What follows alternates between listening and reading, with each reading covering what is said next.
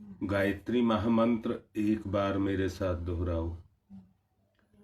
ओम भूर्भुवः स्वः तत्सवितुर्वरेण्यं भर्गो देवस्य धीमहि धियो यो नः प्रचोदयात्। ओम विश्वानि देव सवितः दुरितानि परासुव यद भद्रम तन्नासुव। ओम शांति ही शांति ही शांति। सर्वारिष्टा सुशांतिर्भवतु।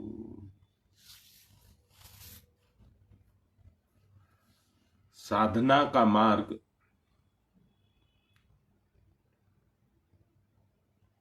निश्चित रूप से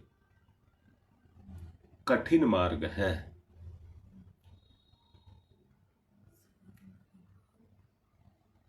और उस कठिनता का कारण है, अगर कारण आपको पकड़ आता है तो फिर इससे सरल मार्ग कोई नहीं है। अगर कारण आपको केवल पकड़ आ जाए तो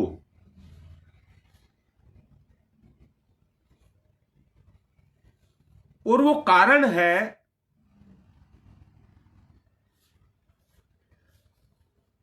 चेतना में समाई हुई हमारी वृत्तियां।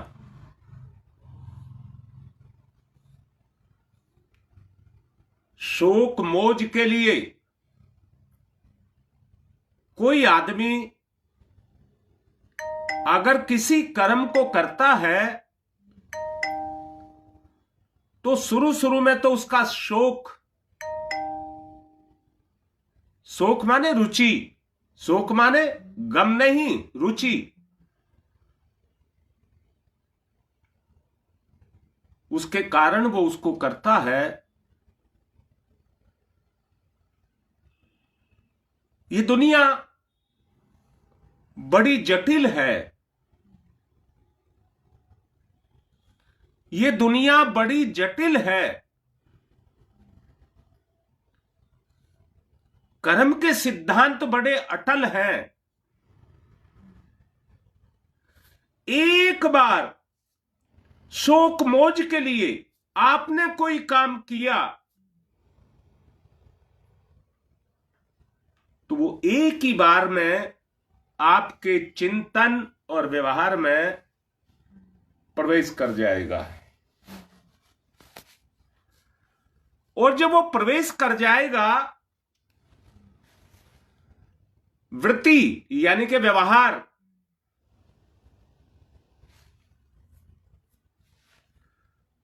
उसमें अपने काम को करेगा।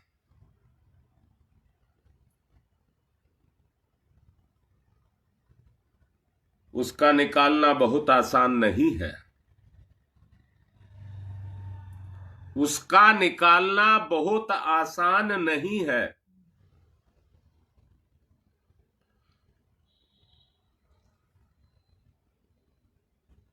जब तक अपने आप को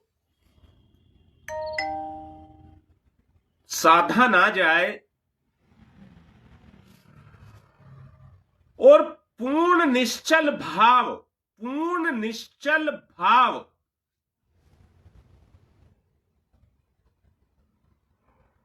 हृदय के द्वारा आत्मा के प्रति जागृत ना हो जाए,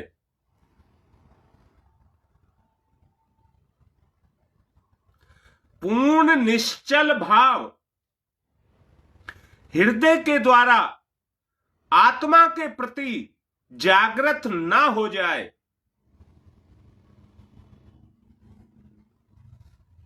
तब तक आत्मा की वो सदिच्छा कहा है, वो पूर्ण नहीं होगी। पूर्ण नहीं होगी, संतुष्टि और शांति नहीं मिलेगी। मैंने पिछले हफ्ते बहुत जोर दिया था एक बात पर, जीवन सहज और स्वाभाविक है। जीवन बहुत सहज, स्वाभाविक, सरल है।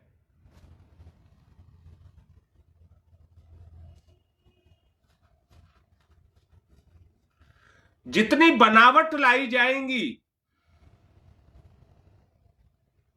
मैंने पिछले रविवार को यहां तक भी आपसे कहा था कि अपनी क्षमता को लगा करके अगर ध्यान की एकाग्रता में भी आप जाना चाहते हैं तो नहीं जा पाएंगे, बनावट आ जाएगी, क्योंकि वो स्वाभाविक नहीं है। आपके द्वारा वो निर्मित किया गया है, प्राकृतिक नहीं है, आत्मिक नहीं है।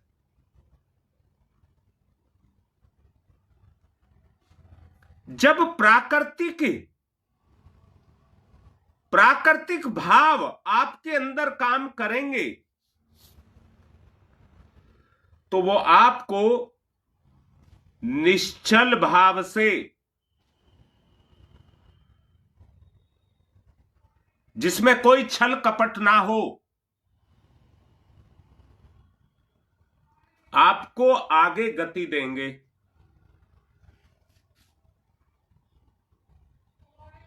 यदि आप अपनी सदिच्छा को पूर्ण करना चाहते हैं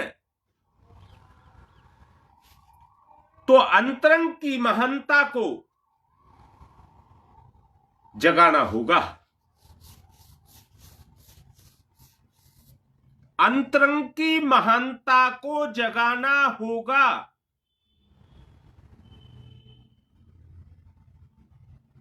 वरना दिखावा है। जो भी हम कर रहे हैं वो दिखावा है, दिखावा। अगर अंतरंग का जागरण नहीं हो रहा है तो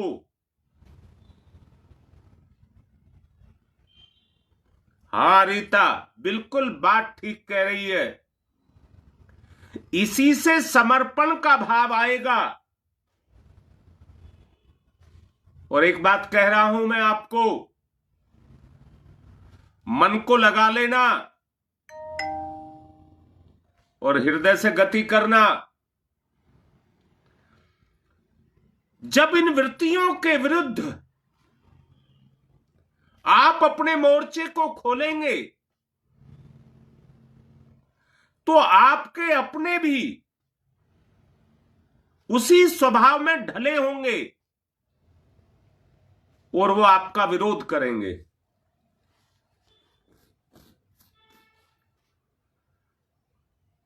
बेटा, मैं एक बात कह रहा हूं,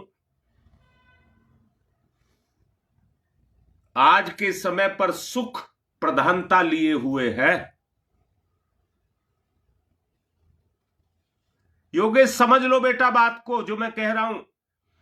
आज का जो समय है वो सुख की प्रधानता को अपने अंदर लिए हुए है। योगेश, ठीक से समझो, भक्ति का जो मार्ग है, जब आप उस मार्ग पर चलेंगे तो वो सुख का मार्ग नहीं है, सुख के त्याग का मार्ग है। आज तो घर, परिवार, समाज, मित्रता इसलिए बनी हुई है कि वहां एक दूसरे का ध्यान एक दूसरे के सुख के लिए किया जाता है, निर्माण के लिए नहीं, खरादने के लिए नहीं, अंतःकरण को पवित्र बनाने के लिए नहीं। वहां निश्चल भाव नहीं है, छल कपट है। छल कपट है, दुराव है, फरेब है, धोखा है, बनावट है, यथार्थता नहीं है। योगेश बेटा, बात समझ आ रही है? मैं फिर से कह रहा हूं, ये सहज, स्वाभाविक और प्राकृतिक क्रिया है। जब आपकी चेतना क्रियाशील होगी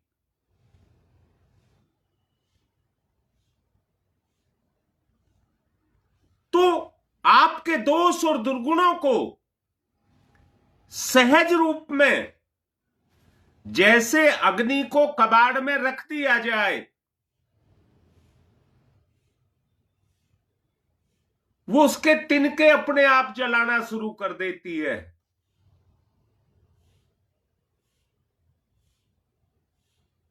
उसके तिनकों को अपने आप जलाना शुरू कर देती है, और जलाना शुरू करती है तो अपना विस्तार करती है। विस्तार, विस्तार, विस्तार।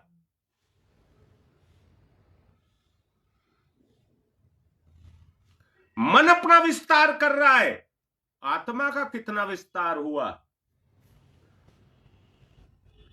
मन का विस्तार के साधन है लोभ, मोह, अहंकार।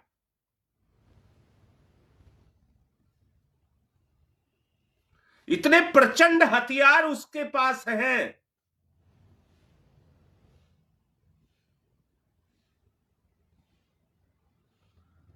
हां बेटा, रीता, इसको और गहरे से समझो। चेतना,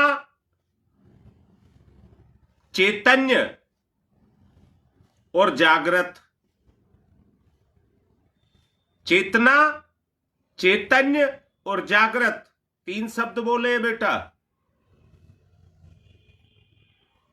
जहां चेतना होगी वहां चैतन्य होगा, जहां चैतन्य है वहां जागृति होगी। आप यज्ञ करते हैं, सामग्री, पाउडर तो नहीं कहूंगा, टूटी हुई कह सकता हूं, छोटी छोटी कह सकता हूं। जब आप उसे अग्नि में प्रवेश कराते हैं स्वाहा के साथ, भाव को समझना, स्वाहा के साथ जब उसे आप अग्नि में प्रवेश कराते हैं, तो अगर बेटा मेरी बात को ठीक से समझ लेना, जब कुंड थोड़ी देर जल लेता है तो उसमें जो राख होती है उसको गर्म कर देता है। क्या कहा मैंने बेटा? बड़े ध्यान से समझना।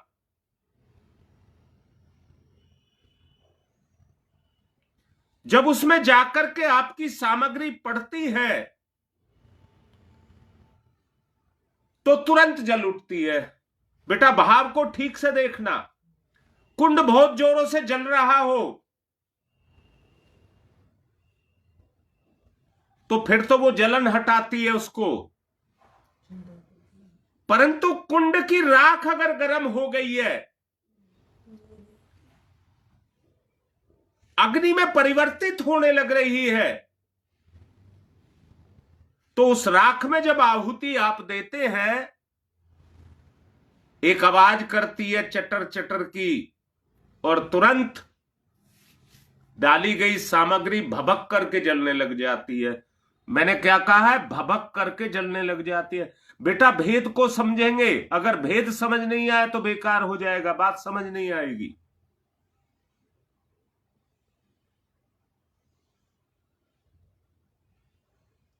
मैंने यही तो कहा है रीता के जब आप कुंड को दहकाते हैं, कुंड को दहकाते हैं तो उसकी गर्मी को सोख लेता है वो। जब वो गर्मी को सोख लेता है तो उसमें जो डालते हैं वो भभक भभक से तुरंत जल पड़ता है। छोटी सी जलती हुई आग भी हो। बेटा मेरी बात समझ नहीं आई, मैं दोबारा कहूंगा। आप कुंड को जला लीजिए, समीधा जलने लग गई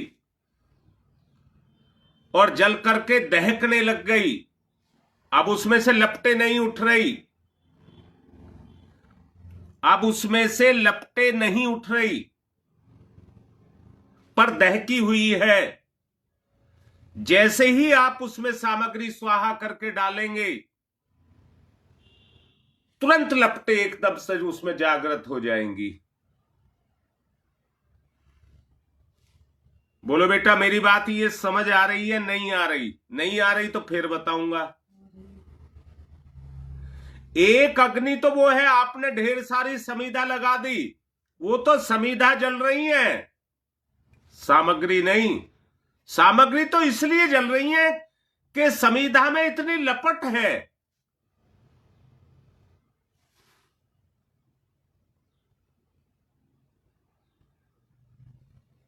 यही बात, कुछ कुछ मिलती हुई बात है बेटा, कुछ कुछ मिलती हुई बात है। दोबारा कह रहा हूं, दोबारा समझिए। आपने समीधा को जगाया, जागृत किया, तो उसमें तेज आ जाएगा कि नहीं आ जाएगा? अब समीधा उस स्तर पर चली गई कि वो पूर्णतया, जितना उसमें लकड़ी का भाग था वो जल गया। अब वो धधकता हुआ कोयला बन गया।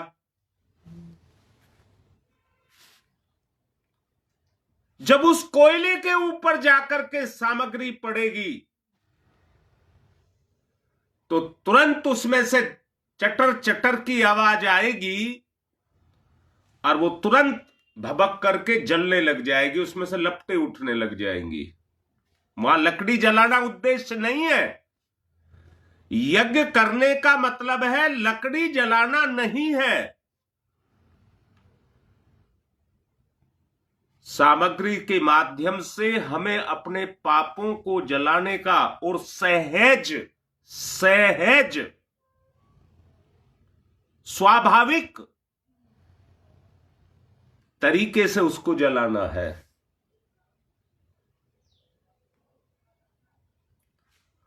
अब कुछ आप लोग कह रहे हैं, बात समझ आ रही है।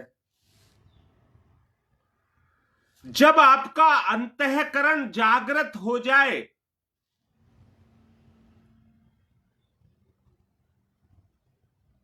विचार की आहुतियां, विचार काम करेगा, विचार में वृत्ति काम करेगी। वृत्ति जब उस कहिए उस जलती हुई समीधा, जली हुई समीधा, जलती नहीं जली हुई समीधा उस पर जाएगी तो उसको तुरंत मिटा देगी, जला करके आत्मसात कर लेगी,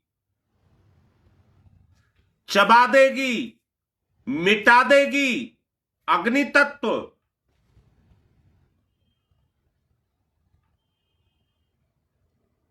अंतःकरण की जागृति बहुत जरूरी है, वरना लकड़ी जल करके कोयला बनती है।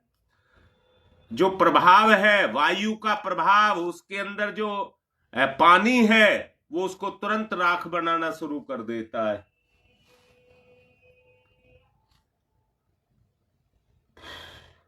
बेटा,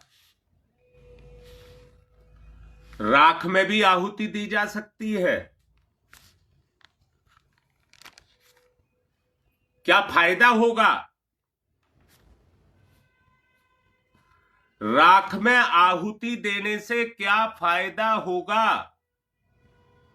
क्या यज्ञ हो जाएगा?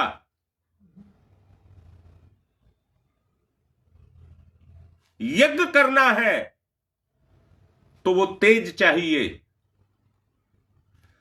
ये बाह्य यज्ञ है, हमें आंतरिक यज्ञ करना है। आत्मा की सदिच्छा पूर्ण हो, उसके लिए आत्मा के तेज को हृदय में धारण करना होगा।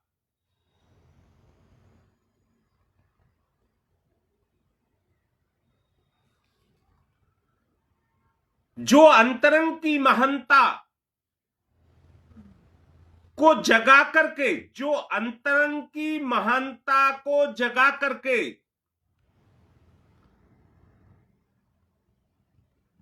अपने कर्म को करते हैं,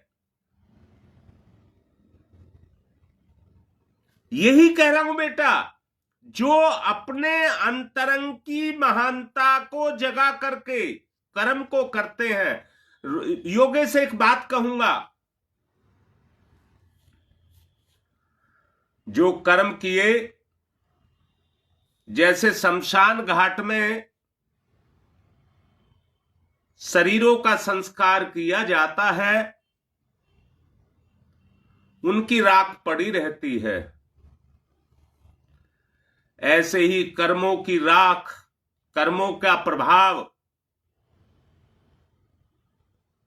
कर्म का स्वरूप, जन्म जन्मांतरों के कर्म हमारी चेतना के साथ जुड़े हैं। हमें सामग्री का, पदार्थ का, घी का यज्ञ नहीं करना है, हमें उन कर्मों का यज्ञ करना है जो हमारी चेतना को विचलित, बेचैन, मन को बोझ, जीवन को फंसा हुआ,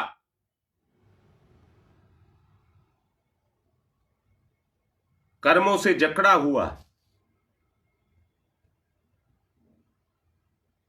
महसूस कराते हैं। याद रखना, जिंदगी में कोई दुख नहीं है। हम जिनके दुखों को दूर करने के लिए आए हैं, आज हम उन्हीं को दुख दे रहे हैं।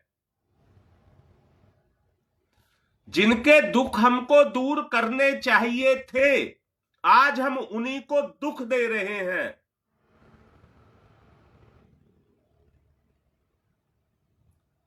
ये तो सीडी है। आज तुम मां बाप हो, तुम्हारी संतान है, कल संतान मां बाप बनेगी तो उनकी संतान आएगी। एक वृत्ति है, समाज का एक हवा है, प्रचलन है, एक बहाव है।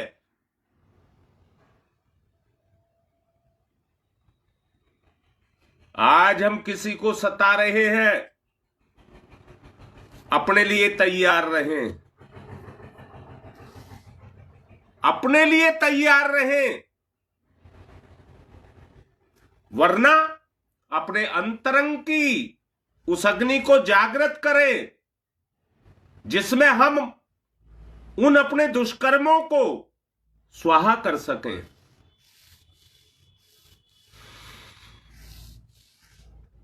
सच्ची आत्म शांति, परम के संतोष के मार्ग पर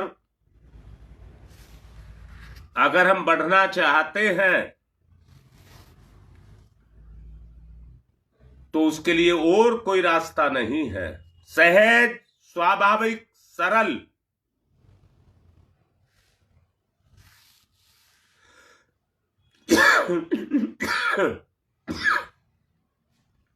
विशिष्टता ही सबकी पहचान है।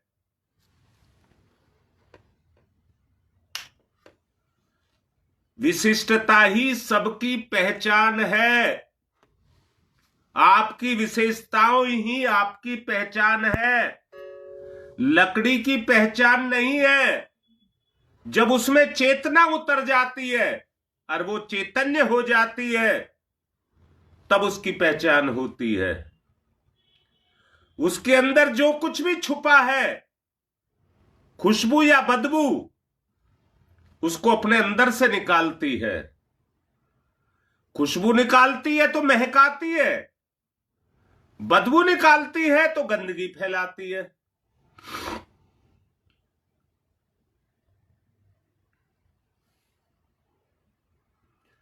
नए निर्माण की दिशा में कदम बढ़ाने हैं। नए निर्माण की दिशा में कदमों को बढ़ाना है। सोचो जो बोला जा रहा है। नव निर्माण की तरफ जाना है। अंतरंग से होगा, बहिरंग से नहीं होगा।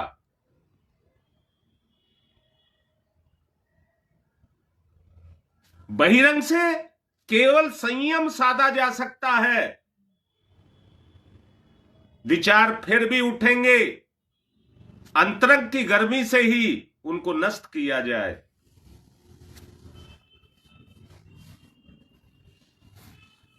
आगे बढ़ती हुई जिंदगी को महसूस किया जाए, परिवर्तन को महसूस किया जाए। इतने दिन से निकम्मापन पल रहा है, कितने वर्षों से बुराइयां पल रही हैं, कितने वर्षों से। परंतु अगर अंतरंग को जागृत कर लिया, वर्षों जिसको पाला था वो दिनों में समाप्त होने लग जाएगा।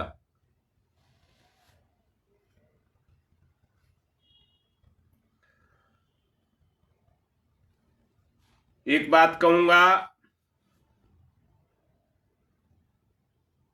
और बड़े दावे के साथ कह रहा हूं, विचार अपनी सृष्टि का निर्माण करते हैं। विचार ही अपनी सृष्टि का निर्माण करते हैं।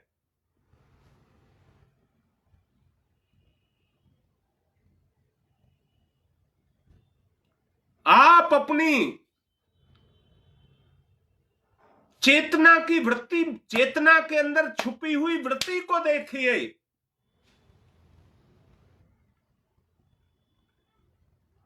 और अपनी सृष्टि के निर्माण के लिए साधना के माध्यम से प्रयत्न करिए। एक बात कहूंगा, गणित पढ़ने वाले बच्चों को अगर सवाल हल करना ना आए तो बड़ी समस्या खड़ी हो जाती है।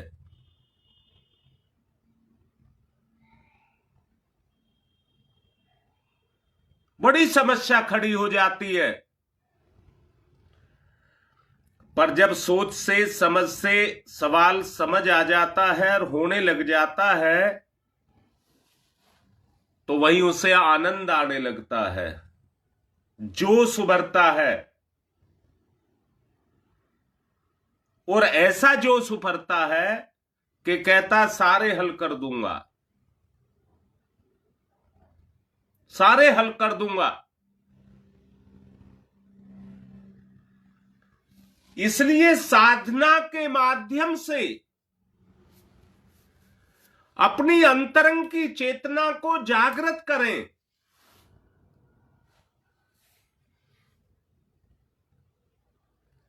समाई हुई वृत्तियों को गतिशील ना होने दें।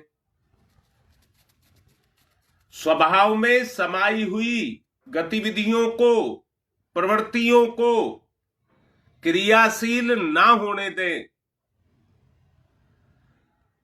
जो अग्नि के संपर्क में आता है उसी को जलाया जाता है।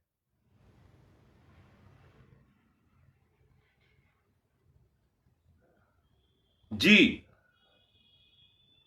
मैं ये कहता हूं, अग्नि की शुरुआत एक दीपक से होती है, इस छोटी सी लो से होती है। छोटी सी लो, लो माने लगन। लो का एक मतलब लगन भी है। जब आपकी चेतना में वो लगन जागृत होगी तो एक सिरे से वो वहीं से जीवन का उद्देश्य निकल करके आएगा। शकुंतला समझिए, जब आपके अंदर लो लगेगी और वो ऐसी लो लगे, ऐसी समझ पैदा हो, ऐसी जागृति आए कि मेरा जीवन और उसका उद्देश्य इस चेतना के अंदर समाये हुए दोष और दुर्गुणों को मिटाना है।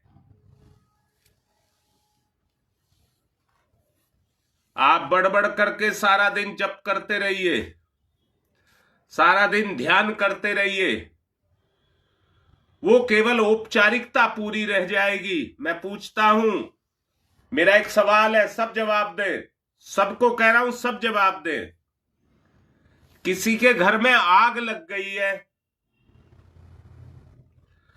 और वो हाथ जोड़ करके गायत्री मंत्र का जप कर रहा है, और उस समय उसकी स्थिति को देखिए, वो इसलिए जप कर रहा है, हे गायत्री माता मेरे घर में आग लग गई है, तू इसको बुझा दे। साधक है, वो कह रहा आग लग गई है, इस आग को बुझा दे। अब मैं ये पूछ रहा हूं, क्या वो आग प्रार्थना से बुझ जाएगी?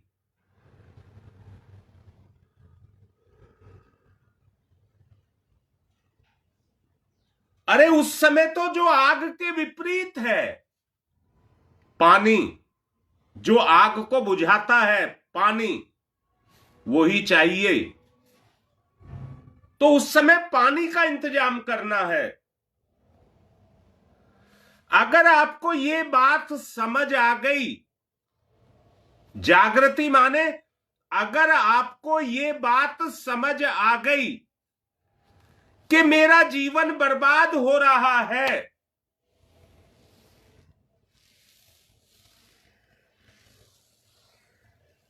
तो वहां पर जागृति पैदा करनी पड़ेगी। और कौन सी जागृति? कि उस बर्बादी को जलाया जाए। एक आग तो वो है जो अपने आप लग जाती है, एक आग वो है जो लगाई जाती है।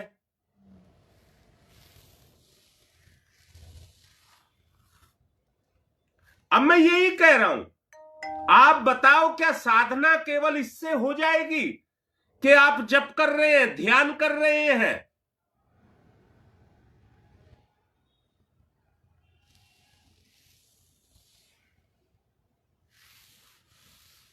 निखिल बिल्कुल ठीक कह रहा है। ईंधन मिलेगा, आग को ईंधन मिलेगा तो भड़केगी।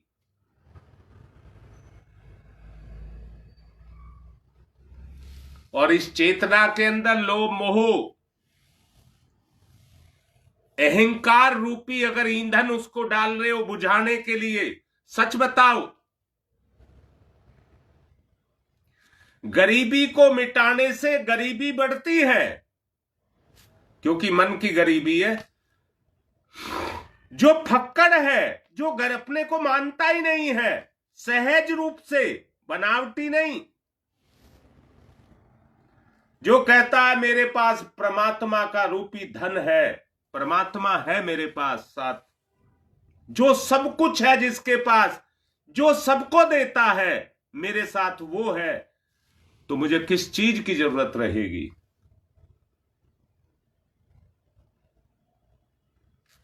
इसलिए ईश्वर का साथ ही सर्वोपरि है, अर्थात आत्मा का साथ ही सर्वोपरि है।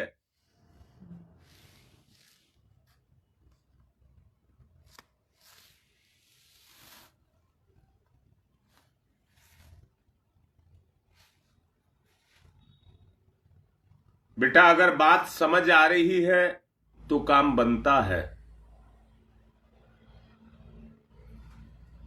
वरना फंस करके खड़े रहेंगे। बाहर निकलना बहुत जरूरी है। बाह्य जितनी भी गंदगियां हैं वो अंतर को ढकती चली जा रही हैं। निर्धारण करना पड़ेगा अपनी सफलता का, अपनी सफलता का निर्धारण करना पड़ेगा।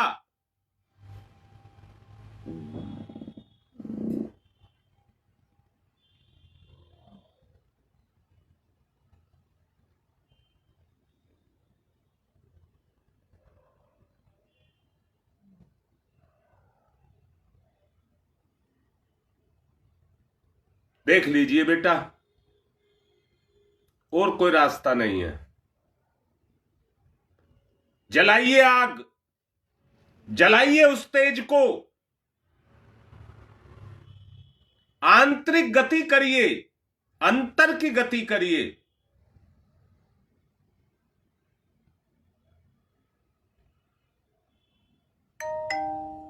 ओम भूर्भुवः स्वः तत्सवितुर्वरेण्यं भर्गो देवस्य धीमहि धियो यो नः प्रचोदयात्। अंदर के पट खोल दें, छुपाव छुपाव। बताइए कौन नहीं अपने आप को छुपा करके रखे हुए है? मेरी पोल खुल जाएगी। अपनी बुराइयों को सब छुपा करके रखे हैं, भूलिए उनको।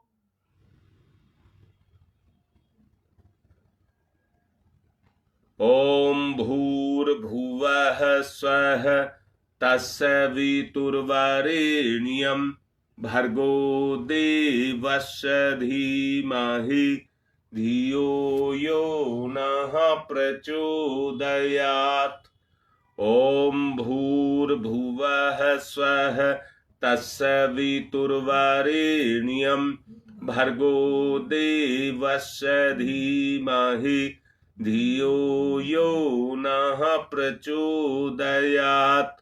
ओम भूर्भुवः स्वः तत्सवितुर्वरेण्यं भर्गो देवस्य धीमहि धियो यो नः प्रचोदयात्।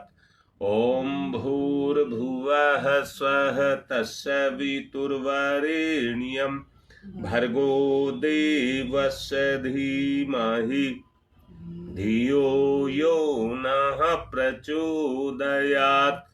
अंतरंग का भाव जागृत, लपटे लेने लग जाए, तेज जागृत हो।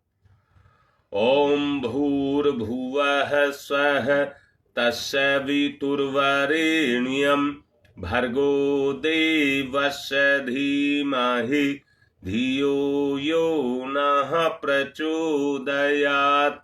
ओम भूर्भुवः स्वः तत्सवितुर्वरेण्यं भर्गो देवस्य धीमहि धियो यो नः प्रचोदयात्।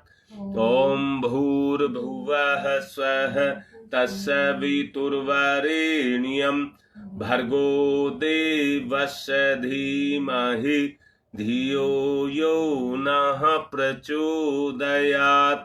ओम भूर्भुवः स्वः तत्सवितुर्वरेण्यं भर्गो देवस्य धीमहि धियो यो नः प्रचोदयात्।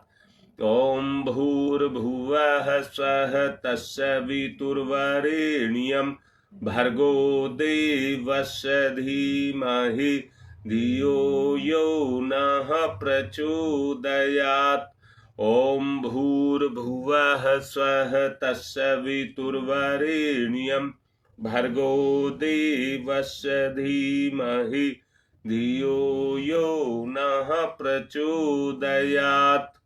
ओम भूर्भुवः स्वः तत्सवितुर्वरेण्यं भर्गो देवस्य धीमहि धियो यो नः प्रचोदयात्।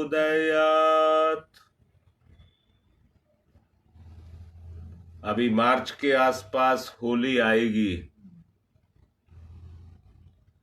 जब होली मनाई जाएगी तो सब पूजने वाले अपने अपने यहां से होलिका में ईंधन लेकर के जाते हैं